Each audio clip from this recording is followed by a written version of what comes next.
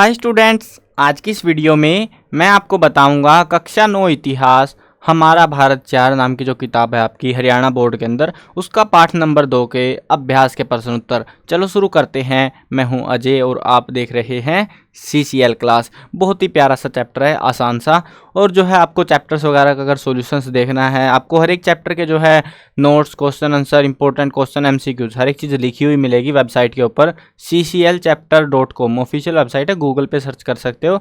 उसके अलावा जो है डिस्क्रिप्शन में लिंक दे दूँ आपकी सुविधा के लिए, तो वहाँ से विजिट कर सकते हो। वहाँ से आप जो है नोटबुक वगैरह प्रिपेयर करनी है तो वो कर सकते हो। बाकी जो है अगर क्वेश्चन को समझना है आपको तो वीडियोज़ ही देखो। हर एक जो है टॉपिक की वीडियो मैंने बना रखी है, प्लेलिस्ट के अंदर आपको मिल जाएगी इस बुक से, तो आप जो है प्लेलिस्ट में भी विजिट कर सकते हो, डिस्क्रिप्शन में उसका भी लिंक है।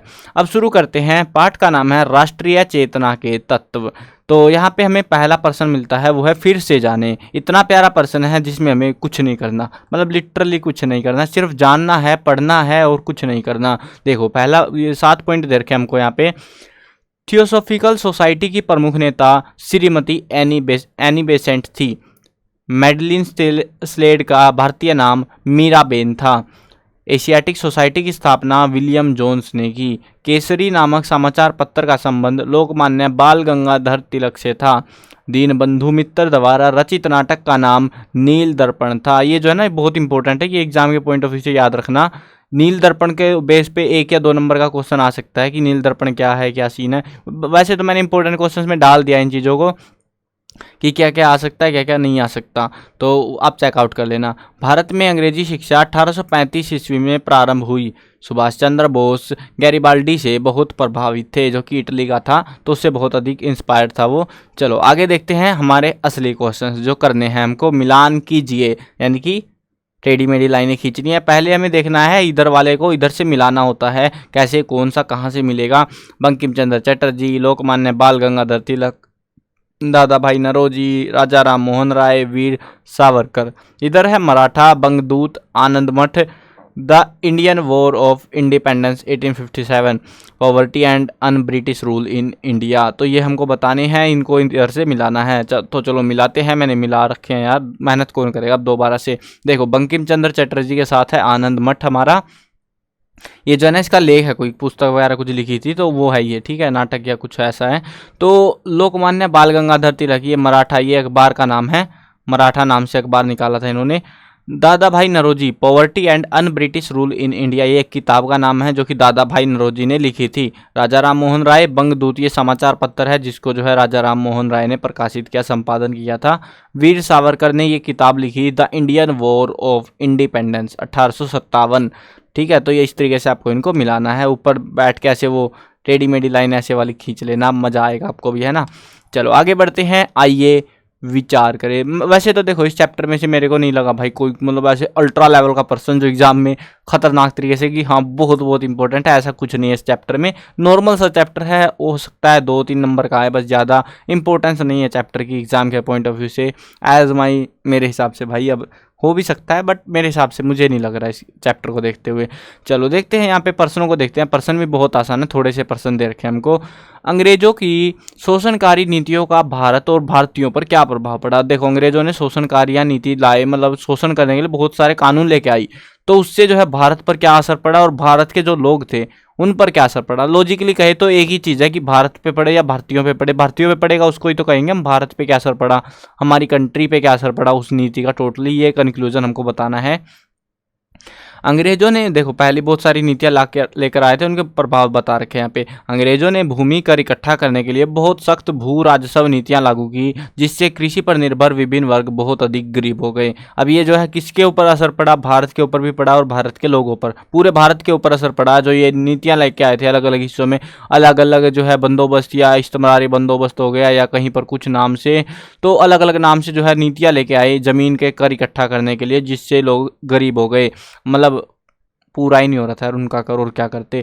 औद्योगिक क्रांति आने से भारत से कच्चा माल निर्यात और तैयार माल आयात होने लगा। यानी कि पहले क्या होता था, पहले पक्का हुआ माल, तैयार माल जो है निर्यात किया जाता था और कच्चा माल आयात कराते थे या वो भी नहीं कराते थे, ज़रूरत ही नहीं पड़ती थी उसकी, क्योंकि भारत में ही उग जाता था ना इतना सारा। तो अब ऐसा नहीं रहा, अब भारत से कच्चा माल डायरेक्ट बाहर जाने लगा और तैयार माल भारत आने लगा, जिससे भारत के हस्तशिल्प और लघु उद्योग यानी छोटे जो हाथों से काम करते हैं, छोटे धंधे थे ना, जो जैसे मैं मान लो किसी ने छोटी मोटी फैक्ट्री लगा रखी है, तो वो सारे धंधे बर्बाद हो गए, क्योंकि बचत तो रही नहीं अब, तथा भारतीय व्यापारियों को बहुत बड़ी हानि उठानी पड़ी थी। उसके अलावा देखते हैं भारत से बहुत मात्रा में धन जो है लगातार इंग्लैंड जाता रहा, जिससे भारत में धन की कमी होने लगी और भारत जो है गरीबी में आ गया। यानी कि कह सकते हो कि धन जो है ना निष्कासित होता रहा। सारा धन जो है ना ये तनख्वाह देते या कुछ भी बहाना मार के सारे पैसे को इंग्लैंड ले जाते। अब वहाँ पे जो भी पैसा था वहाँ पे चला जाता, धीरे धीरे जा रहा। तो हमारे देश का पैसा कमज़ोर होने लगा, रुपये जो थे वो कमज़ोर होने लगे और उसकी वजह से जो है देश में गरीबी आ गई बहुत ज़्यादा। अगला प्रश्न देखते हैं, अंग्रेजी शासन की आलोचना करने वाले समाचार पत्रों का वर्णन कीजिए। उस समय देखो ऐसा कोई दुनिया नहीं, भारत का ऐसा कोई समाचार पत्र नहीं था जिसने इनकी बेइज्जती ना कर रखी हो। तो देखते हैं कौन कौन से थे वो समाचार पत्र। राजा राम मोहन राय द्वारा प्रकाशित बंगदूत, संवाद कौमुदी, ब्रह्मनिकल प्रारंभिक समाचार पत्र थे। बाद में और भी अनेक समाचार पत्र जैसे Bengali, Amrita Bazar Patrika, Indu Prakash, Maratha Kesari, the Hindu, Kohinoor, Pratap, young India आदि प्रकाशित हुए। 1877 तक भारतीय भाषाओं में छपने वाले समाचार पत्रों की संख्या 169 तक पहुंच गई थी। मतलब कि जैसे ये बंगाली एक नाम है ना, वैसे 169 प्रकार के जो है समाचार पत्र भारत के अंदर छप रहे थे। इन सारे समाचार पत्रों ने अंग्रेजी सरकार की आलोचना प्रकाशित होने लगी और लोगों में लोकतांत्रिक विचारों को लोकप्रिय बनाया गया। मतलब हर एक अखबार वाले का एक ही मकसद था। तो यहाँ पे देखो क्या बताना आपको, आलोचना करने वाले का पत्रों का वर्णन करना। जितने भी ये बताए हैं मेन से थे। ऐसे अब 169 के नाम लिखोगे तो भाई आप भी भूल जाओगे और बुद्धि भ्रष्ट हो जाएगी उनके लिखते लिखते, है ना। तो यहाँ पे थोड़े से दे रखे हैं लिमिटेड से, जिनको आप आधों को भी याद कर लो वो भी बहुत है, ठीक है। तो मैंने तो सारे लिख दिए जो बुक में दे रखे थे, आधे भी याद कर लोगे सफिशिएंट आपके लिए।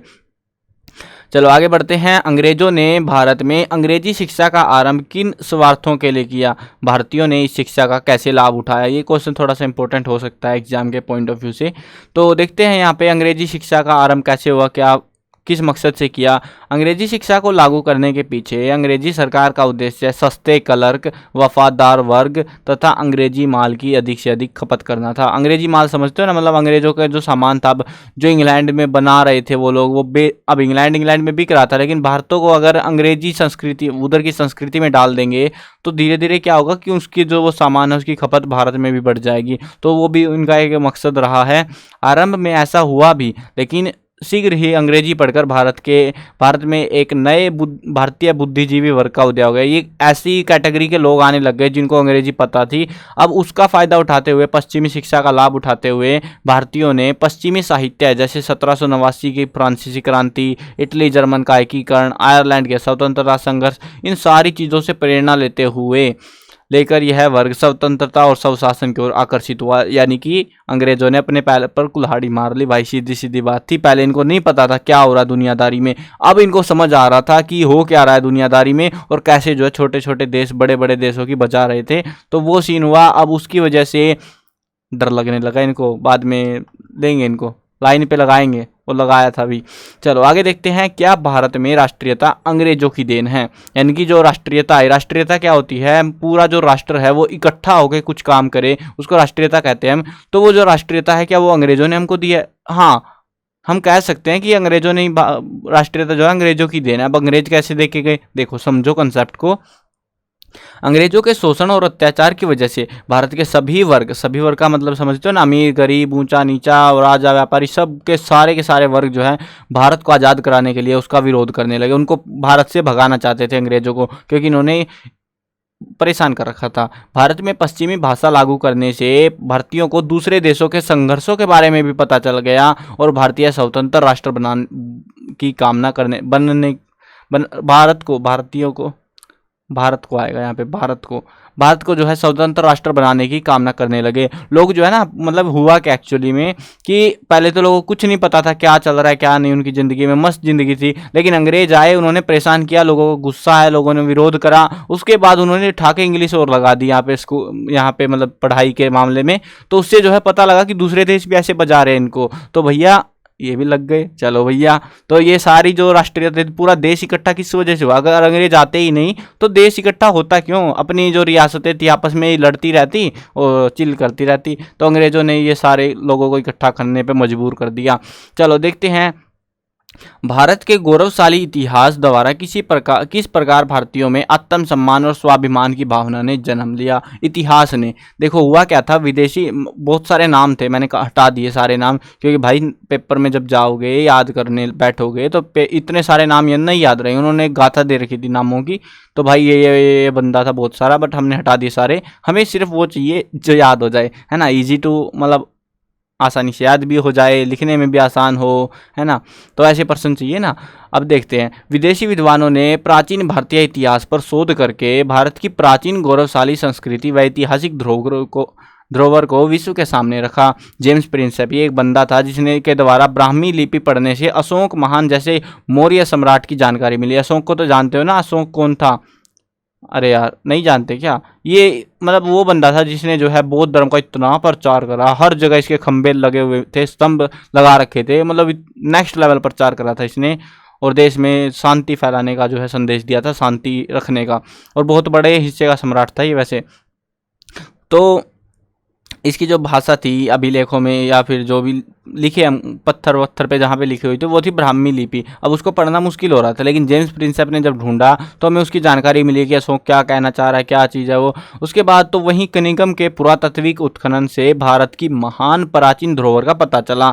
अब ऐसे पता चलता गया धीरे धीरे बहुत सारी चीज़ों का। यह ऐतिहासिक धरोहर किसी भी प्रकार से यूनान और रोम की सभ्यताओं से कमतर नहीं थी। पहले के टाइम में क्या मानते थे, रोमन सभ्यता, यूनानी सभ्यता जो है सबसे पुरानी सभ्यताओं में से एक है, मतलब जैसे मैसोपोटामिया एक सभ्यता मानते थे शुरुआत में, तो उसके बाद धीरे धीरे सभ्यताएं मिलती गई और पता लगा कि रोमन यूनानी ये सारी सभ्यताएं सेम सी है। भारत में कुछ नहीं पता था तब तक, लेकिन जब भारत में पता चला हड़प्पा सभ्यता भी इन्हीं के टाइम की है तो भारत की इज्जत होने लगी। कई विदेशी विद्वानों ने वेदों और उपनिषदों का गुणगान भी किया, जिससे भारतीयों में आत्महीनता के स्थान पर पहले अपने आप को ये समझते थे यार सारे जो अच्छे काम है वो विदेश में ही क्यों है, हमारे देश में क्यों नहीं हुए। अब ये लोग जो थे ये ऐसे अपने आप को कमजोर मानते थे, उनके स्थान पर अब इनके अंदर आत्मसम्मान और स्वाभिमान की भावना ने जन्म ले लिया। तो इस प्रकार से इतिहास ने काफ़ी योगदान दिया इस चीज़ में।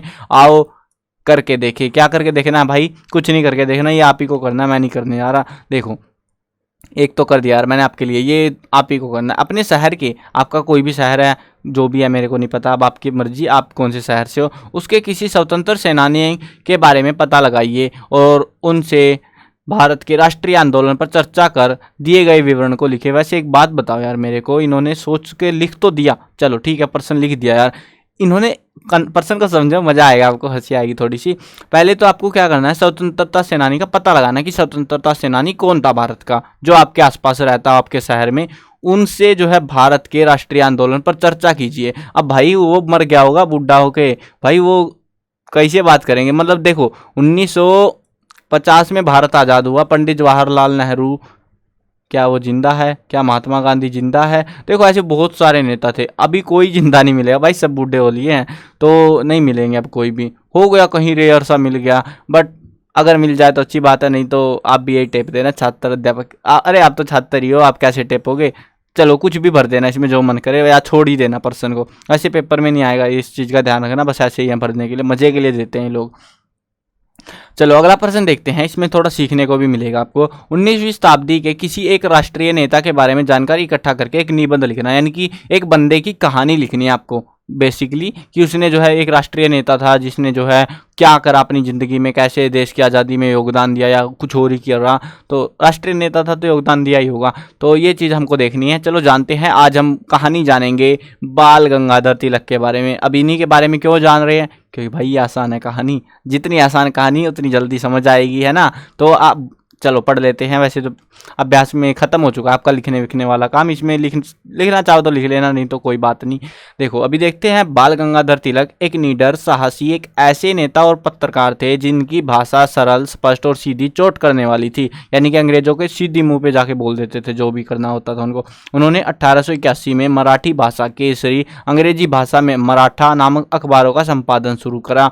1896 में उन्होंने ही विदेशी वस्तुओं की होली जलाकर विदेशी वस्तुओं के बहिष्कार के कूका आंदोलन के अस्त्र का व्यापक प्रयोग शुरू किया। अब ये कूका आंदोलन जो था ना, किसी और ने किया था, ये जो है राम सिंह कूका ने शुरू करा था ये कूका आंदोलन। उसने क्या करा था, विदेशी वस्त्रों का बहिष्कार करने के लिए बोला था। अब वो तो मर गया, उसका तो हो गया। उसके बाद में जो है इसने शुरू करा उस प्रथा को जो चला के गया था। 27 जून 1898 को चापेकर बंधुओं ने पूना के प्लेग कमिश्नर रेड की हत्या कर दी। रेड की हत्या को लेकर तिलक पर आरोप लगाया गया कि उन्होंने ये साजिश की तथा उन पर राजद्रोह का मुकदमा चला दिया गया। अदालत में उन्हें 18 महीने की सजा दी। भारतीय अखबारों ने इसकी कड़ी आलोचना की कि ये गलत कर रहे हो, तुम ऐसे नहीं कर सकते, तुम हमारे अधिकार नहीं छीन सकते। रातों रात तिलक सारे भारत में जनता को प्यारे हो गए, मतलब मरे नहीं, वो पसंद आने लगे और उन्हें लोकमान्य की उपाधि दी गई। क्या उपाधि थी? लोकमान्य की। 18 महीनों की सजा काट दी। उसके बाद तिलक को जेल से रिहा कर दिया, लेकिन 1908 में उन्हें फिर से राजद्रोह का मुकदमा लगा दिया गया। कुछ भी नहीं करा बेचारे ने, बेफालतू में मुकदमा, वही पुराना मुकदमा चिपका दिया होगा, उसको फिर से लगा के 6 साल की सजा दे दी गई। तिलक अब जो है 6 साल की सजा काट के जो है मांडले नाम की कोई जगह होगी वहाँ पे 1914 ईस्वी में जो है 1914 में भारत पहुँचे। तब प्रथम विश्व युद्ध शुरू हो गया। अब तिलक ने महसूस किया, क्योंकि अंग्रेज प्रथम विश्व युद्ध यूरोप से हुआ था ना, तो उनको लगा कि भैया मतलब सारे देश खुटर पुटर मचा के रखे हैं, हम हमारी देश की जो युवा शक्ति है उसको इकट्ठी करते हैं। तो तिलक ने अनुभव किया कि भारतीय राष्ट्रीय आंदोलन निराशा से घिरा हुआ है, कोई उम्मीद नहीं दिखाई दे रही थी उनको। उन्होंने होम रूल लीग का गठन करके एनी बेसेंट के से मिलकर होम रूल आंदोलन चला दिया। अब होम रूल आंदोलन ने राष्ट्रीय आंदोलन के लिए जुझारू योद्धाओं का एक विशाल संगठन तैयार कर दिया जो देश की आज़ादी चाहते थे। विश्व युद्ध की समाप्ति तक आज़ादी की लड़ाई की एक ऐसी पीढ़ी तैयार हो गई जिसने भविष्य में राष्ट्रीय संघर्ष को जुझारू और संघर्षशील बनाया और उसको चालू रखा। और फाइनली तिलक ने बस इतना ही करा, उसके बाद तो मृत्यु हो गई होगी। अब यहाँ पे जो है इतनी सी कहानी, हमें निबंध लिखना था ना, हमें पूरी बुढ़ापे तक का थोड़ी ना लिखना, हमें मेन जो है हाईलाइट लिख दी हमने निबंध के अंदर, ठीक है। तो चाहो तो ऐड कर सकते हो, बाकी स्टोरी थी, एक स्टोरी टाइम में मैंने बता दी है। याद वाद करनी हो तो कर लेना भाई, नहीं करनी तो वैसे भी कुछ काम नहीं आने वाली। अगली क्लास में 10th में आएगी, आपको बाल गंगाधर तिलक के बारे में जानने को मिलेगा वहाँ पे डिटेल में, एज इट इज़, मतलब 10th वाली है ये, मतलब वहाँ पे पूरी बता रखी है कहानी। अब यहाँ पे निबंध लिखना था, वो निबंध कहानी एक ही होती है, तो चलो भैया हो गया काम हमारा, है ना। तो लिखने में आसानी हो गई। मैंने वैसे भी अभी 10th तो निपटा ही दी है, 9th कर रहे हैं हम। तो 9 ये थे आपके अभ्यास के प्रश्न उत्तर। आई होप आपको मज़ा आया होगा, और आसान से थे यार, कोई ज़्यादा हार्ड नहीं थे। और हाँ, इंपॉर्टेंट क्वेश्चंस और एमसीक्यूज वगैरह की आप प्रिपरेशन कर सकते हो। देखो एमसीक्यूज जो है ना, अगर आपको 1 मार्क्स चाहिए, इंपॉर्टेंट क्वेश्चंस के अंदर आपको 2, 3 या 5 नंबर के क्वेश्चन मिलेंगे, 2 के, 3 के, 5 के। बट जो छोटे क्वेश्चन होते हैं ना, 1 मार्क्स या 1 वर्ड टाइप के प्रश्न के उत्तर होते हैं, वो सारे एमसीक्यूज बना रखे हैं। एमसीक्यू काफ़ी सारे हैं, इस चैप्टर से लगभग 35 एमसीक्यू मैंने बनाए हैं आपके लिए। और उनसे जो है ना आप ये मान लो कि एक नंबर के जो पर्सन है उनको प्रिपेयर कर सकते हो उन एमसीक्यूज़ के हेल्प से, मतलब आपकी प्रैक्टिस हो जाएगी एक तरीके से। तो एमसीक्यूज़ का टेस्ट जरूर देना, भले ही एमसीक्यू एग्जाम में आए या ना आए कोई बात नहीं, बट अगर 1 नंबर का पर्सन अगर आपके एग्जाम में आ रहा है तो भाई वो कर लेना, ज़्यादा हेल्प करेंगे वो आपकी इस मामले में, ठीक है। तो चलो वीडियो करते हैं ख़त्म। मैं कवर करने वाला हूँ क्लास 1 से लेकर 12th तक सभी सब्जेक्ट की वीडियोज़, हिंदी मीडियम और इंग्लिश मीडियम दोनों में कराएंगे। तो सब्सक्राइब कर लेना यार, तुम सब्सक्राइब बिल्कुल नहीं करते, बस वीडियो देखते हो और निकल लेते हो। तो सब्सक्राइब कर लो यार, साथ में घंटी दबा लो, ताकि जो भी अपडेट आया, हरियाणा बोर्ड के जब फाइनल पेपर होंगे तो वहाँ पे भी हम जो है आपको इंपॉर्टेंट क्वेश्चंस वगैरह प्रोवाइड कराते हैं, जो कि प्रीवियस ईयर पेपर एनालिसिस वगैरह बहुत सारी चीज़ें आपको प्रोवाइड कराते हैं। तो जरूर से सब्सक्राइब कर लेना, ताकि जो भी अपडेट आए आपके काम के हैं तो आपको बिल्कुल टाइम से मिलते रहे।